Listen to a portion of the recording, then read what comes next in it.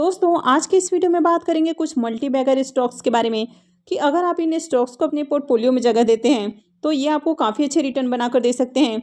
यानी कि इन कंपनियों में बहुत ज़्यादा पोटेंशियल है, ये आपको 100 गुना तक रिटर्न बनाकर दे सकते हैं। तो चलिए जानते हैं कि ये कंपनियां कौन सी हैं। तो चलिए वीडियो को शुरू करते हैं। लेकिन इससे पहले कि मैं वीडियो को शुरू करूँ, अगर आप इस चैनल पर पहली बार विजिट कर रहे हैं या फिर आपने चैनल अब तक सब्सक्राइब नहीं किया है तो चैनल को सब्सक्राइब कर लें और साथ में वीडियो को भी लाइक कर दें। तो सबसे पहले जिस कंपनी के बारे में बात करने वाले हैं, अगर आप इसके शेयर प्राइस को देखेंगे तो इसका प्राइस 6,444 रुपये के ऊपर आज क्लोज होते हुए देखने को मिला है। और अगर आप इसके 5 साल के रिटर्न को देखेंगे तो 1476% से भी ज़्यादा का कंपनी रिटर्न अब तक दे चुकी है। यानी कि ये जो कंपनी है ये मल्टी बैगर रिटर्न दे चुकी है। लेकिन मल्टी बैगर रिटर्न दे चुकी है तो इसका मतलब ये बिल्कुल भी नहीं है कि आगे कंपनी आपको रिटर्न नहीं देने वाली है। अगर आप इसके चार्ट को देखेंगे तो वैसे तो ये अपने ऑल टाइम हाई के अराउंड ट्रेड करते हुए देखने को मिल रहा है। तो ये कंपनी है डिक्सन टेक्नोलॉजी। अब ये जो कंपनी है ये मेड इन इंडिया और मेक इन इंडिया के तहत काम करते हुए देखने को मिलती है। अब पहले ज़्यादातर जो इलेक्ट्रॉनिक गैजेट्स थे वे इंडिया के बाहर से इंपोर्ट होते हुए देखने को मिलते थे, यानी कि आपको मेड इन कोरिया या मेड इन चाइना देखने को मिल जाते थे। लेकिन 2020 के बाद से सरकार ने इंडियन कंपनियों को काफ़ी सपोर्ट किया है और अब ये कंपनियां बहुत सारे इलेक्ट्रॉनिक अप्लायंसेस बनाते हुए देखने को मिल रही हैं।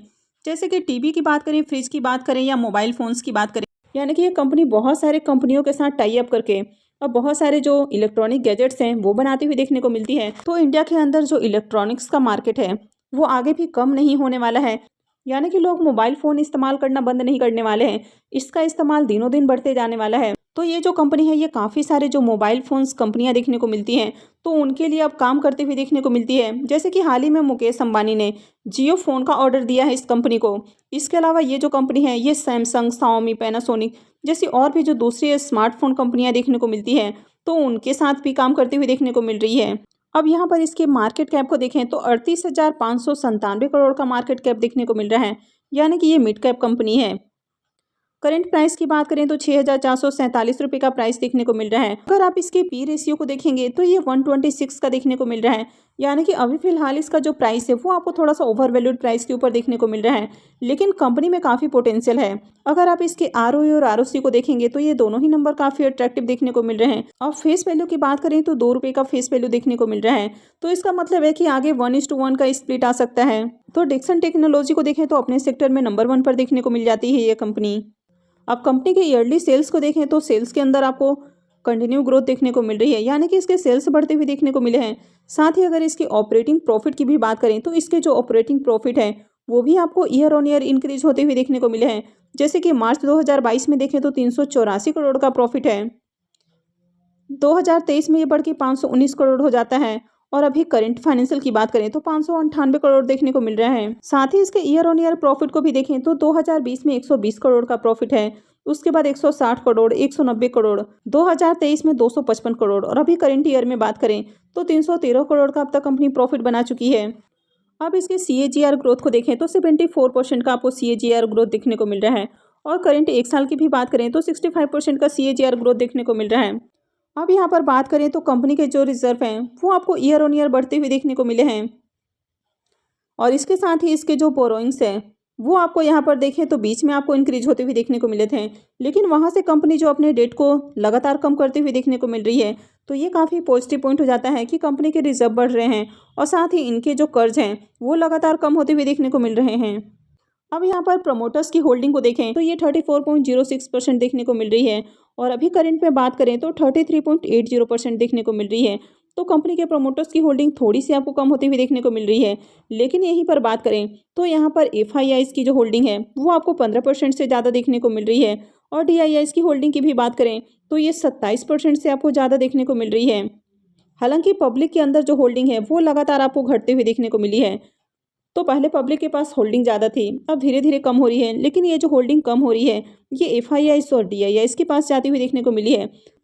हालांकि अगर आप FIIs की होल्डिंग को देखेंगे तो शुरुआत में इनके पास भी काफ़ी अच्छी होल्डिंग थी, बीच में इन्होंने होल्डिंग को कम किया था, लेकिन फिर से देखें तो यहाँ पर आपको जो होल्डिंग है वो इंक्रीज होते हुए देखने को मिल रही है। करंट में FIIs के पास 15.66% की होल्डिंग है, वहीं अगर DIIs के पास देखें तो 27.44% की होल्डिंग है। तो FIIs और DIIs ये दोनों ही अपनी होल्डिंग को इंक्रीज कर रहे हैं, तो ये काफ़ी पॉजिटिव पॉइंट हो जाता है।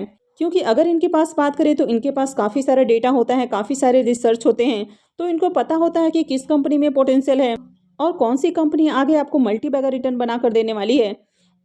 और उसके बाद इनकी जो होल्डिंग है वो अगर इंक्रीज़ या डिक्रीज़ होती है तो उसका इफेक्ट आपको स्टॉक के ऊपर भी आते हुए देखने को मिलता है।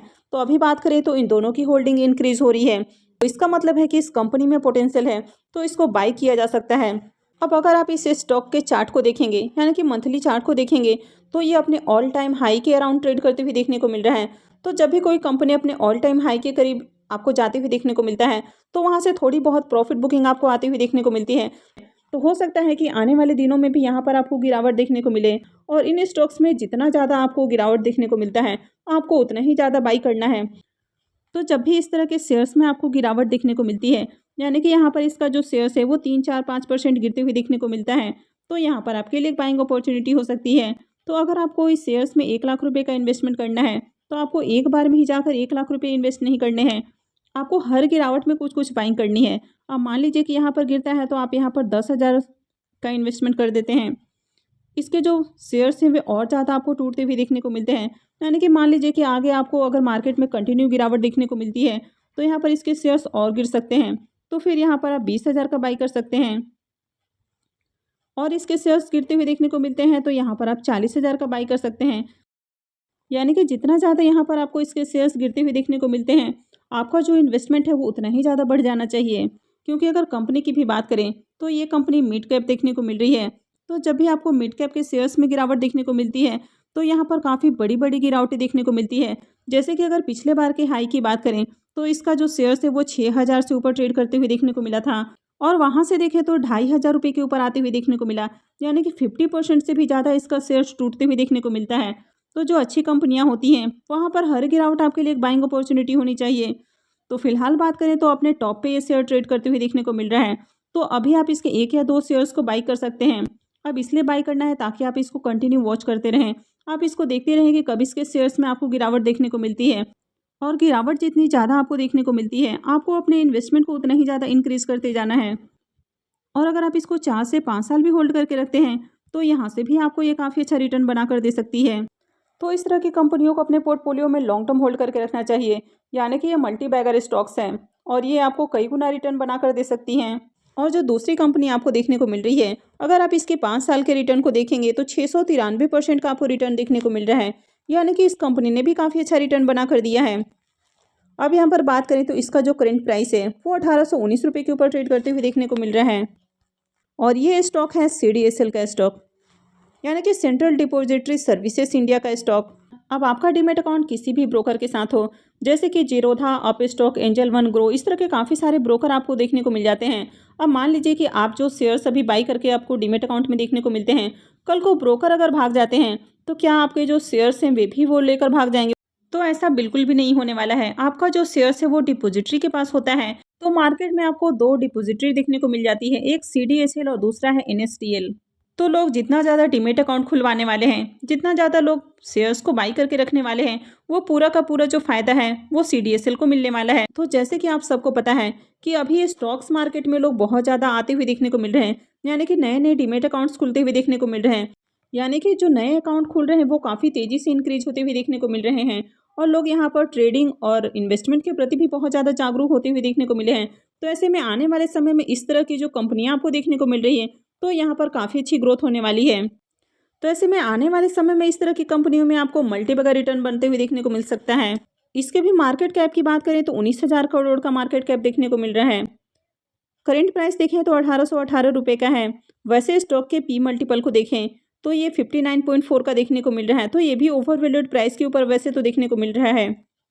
लेकिन अगर इसके भी ROE और ROC को देखेंगे तो ये दोनों ही काफ़ी अट्रैक्टिव हैं, यानी कि कंपनी काफ़ी अच्छे रिटर्न बनाकर देते हुए देखने को मिल रही है। फेस वैल्यू 10 का देखने को मिल रहा है, तो आगे यहाँ पर भी स्प्लिट आते हुए देखने को मिल सकता है। अब यहाँ पर CDSL को भी देखें तो ये अपने सेक्टर में नंबर 2 पर देखने को मिल रही है, यानी कि नंबर 1 पर आपको BSC देखने को मिल रहा है। अगर आप इसके भी ईयर ऑन ईयर सेल्स को देखते हैं तो इसके सेल्स के अंदर आपको ग्रोथ देखने को मिल रही है। अगर इनके प्रॉफिट की भी बात करें तो कंपनी का जो नेट प्रॉफिट है वो भी कंटिन्यू आपको इंक्रीज होते हुए देखने को मिला है।